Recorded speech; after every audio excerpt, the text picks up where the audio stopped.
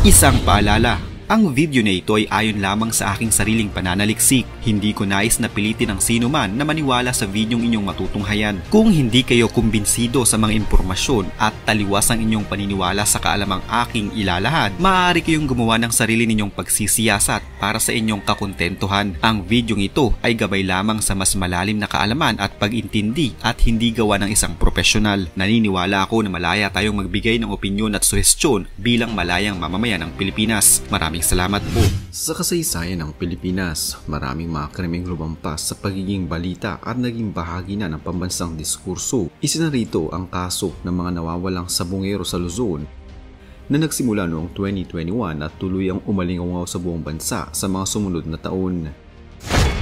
Isang krimen na hindi lamang bumalot sa misteryo kundi sumubok sa katatagan ng sistema ng hustisya sa Pilipinas.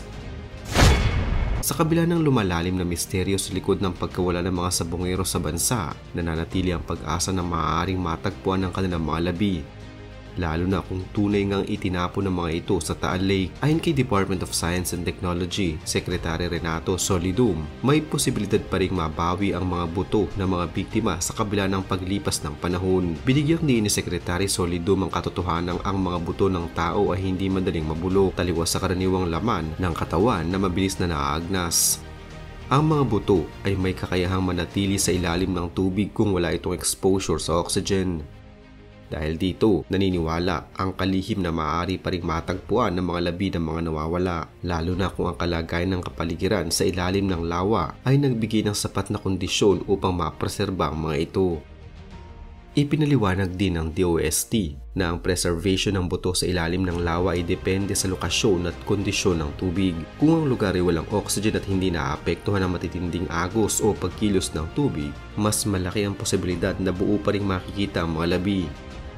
Ito ay nagbibigay ng mas malinaw na direksyon sa mga investigador kung paano lalapitan ang paghahanap sa naturang lugar. Dagdag pa rito, ipinahayag ng DOST ang kanilang kahandaan na tumulong sa teknikal na aspeto ng operasyon. Ayon sa ahensya, may mga kagamitang pandagat na maaaring gamitin upang galugarin ang ilalim ng Taal Lake. Ang mga instrumentong ito na orihinal na nilikha para sa marine monitoring ng mga isda at coral reefs ay maaaring iangkop upang gamitin sa paghahanap ng mga buto o anumang ebidensyang maaaring makuha sa ilalim ng lawa. Iminungkahi rin ng DOST na gamitin ang mga underwater camera bilang alternatibo sa pagsisid, lalo na't hindi tiyak ang lalim at kaligtasan ng lugar. Ayon sa kanilang pagsusuri, mas ligtas at epektibo ang paggamit ng mga makabagong teknolohiya kaysa isa lang sa panganib ang mga technical divers. Bukod sa panganib ng pagsisid sa isang lawa na may kalikasan na maaaring magbago anumang oras, hindi rin tiyak kung anong uri ng kondisyon ang maaaring matagpuan sa ilalim ng tubig. Sa ganitong pananaw, muling nabubuksan ang pag-asa para sa mga kaanak na mga nawawalang sabongero. Sa tulong ng agham at teknolohiya, lumilinaw ang posibilidad na mapagtagumpayan ang hamon ng panahon at kalikasan. Bagamat mahaba at masalimuot ang proseso, ang pagkilos ng mga ahensyang tulad ng DOST ay simbolo ng sama-samang pagsisikap upang maibalik ang dignidad at katarungan sa mga nawawala. Ang paghahanap sa ilalim ng Taal Lake ay hindi lamang isang technical na operasyon, kundi isang makataong misyon. Sa bawat pagsisiyasat at bawat hakbang, kinakatawan nito ang pagpupunyagi ng bansa na huwag kalimutan ang mga biktima at panagutin ang mga responsable. Sa huli, ang tagumpay ng investigasyon ay magiging tagumpay rin ng katarungan at ng lipunang may malasakit sa katotohanan. Ang pagkawala ng mga sabongero sa Pilipinas ay matagal nang gumugulo sa publiko. Isa itong kasong bumalot sa misteryo at takot, lalo na't may aligasyon na ang mga biktima ay hindi lamang dinukot kundi pinaslang at ibinaon sa Taal Lake. Ang malawakang investigasyon ng DOJ nagpapakita ng seryosong pagtugon ng pamahalaan sa isyong ito na sumasalamin sa pangangailangang maresolba ang mga kaso ng sapilitang pagkawala sa bansa. Bilang pangunahing ahensya sa pagpapatupad ng katarungan, aktibong nakikilahok ang DOJ sa paghahanap ng mga nawawalang sabongero.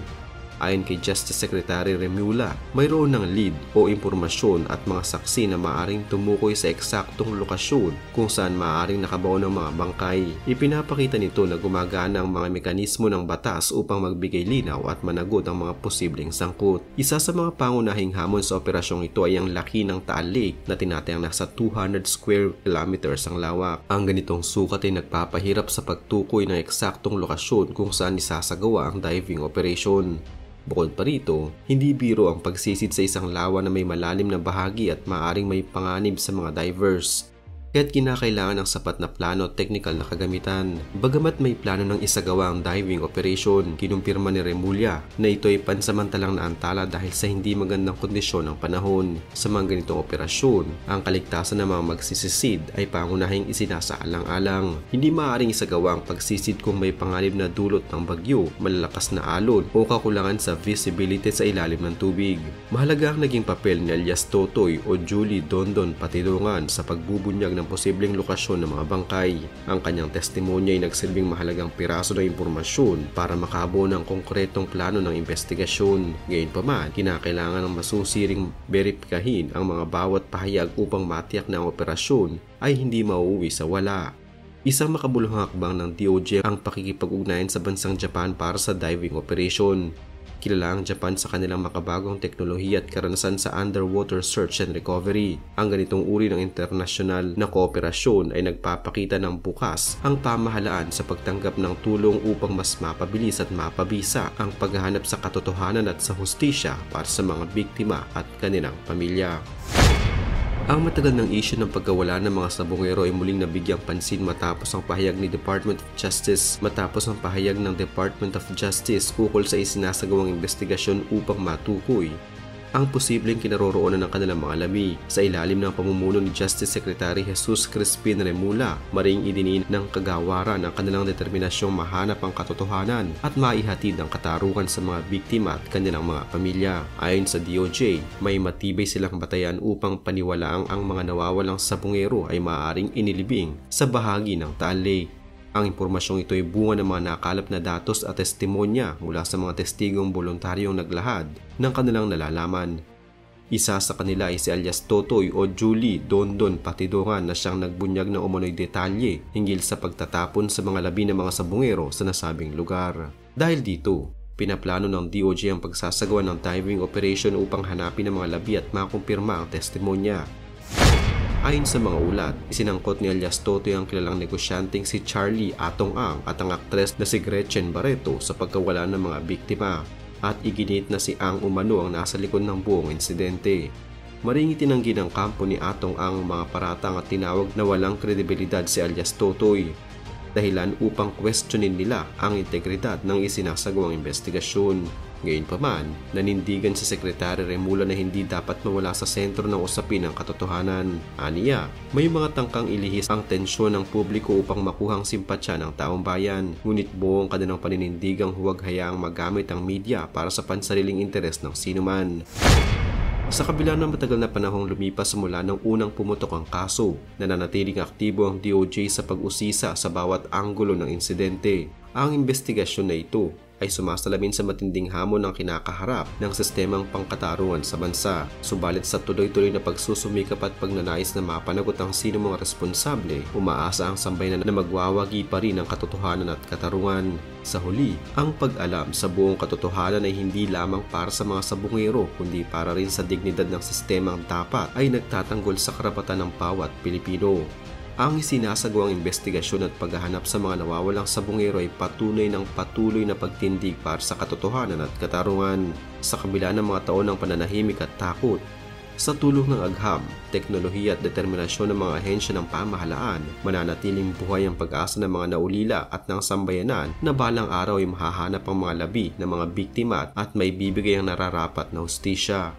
Higit pa sa paghahanap ng mga buto, ito ay paghahanap sa katotohanan, isang hakbang tungo sa paniningil sa pananagutan at sa muling pagbabalik ng dignidad sa mga buhay na binawi ng di makatarungan. Sa panahong mangingibabaw ang pangamba at pangamba sa sistemang hindi pantay, ang pagpupursige ng pamahalaan at ng agham ay nagsisilbing liwanag sa kadiliman. Patuloy ito na hindi kailanman dapat isuko ang laban para sa katarungan, gaano man katagal, gaano man kahirap.